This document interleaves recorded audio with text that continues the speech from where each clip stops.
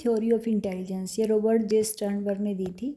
इसमें उन्होंने कहा था कि इंटेलिजेंस वो होती है जिसको हम बुद्धिमत्ता कह सकते हैं कि जब हम जो भी हमारे इन्वायरमेंट की डिमांड है उसके अनुसार हम उस पर कोई भी अगर हमारे सामने कोई समस्या है तो हम उससे निपटाने का मतलब एक सोल्यूशन ढूंढ लेते हैं, जब उसके हम तालमेल बिठा लेते हैं अपने इन्वायरमेंट के डिमांड के अनुसार।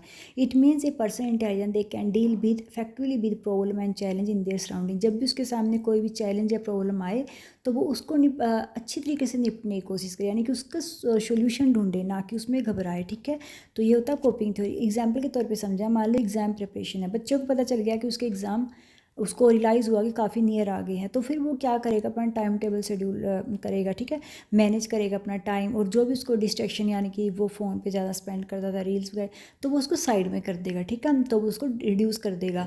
A student is coping with situation intelligently. तो अगर बच्चा ऐसा कर रहा है तो वो उसको हम कह सकते हैं वो बुद्धिमान बच्चा है। ठीक है, क्योंकि उसने अपने जो भी उसकी स्थितियाँ सामने आई उसके अनुसार उसने एक कोप कर लिया, यानी कि उसके निपट लिया, वो समस्या को, उसे समाधान ढूंढ लिया, उसमें तालमेल बिठा लिया।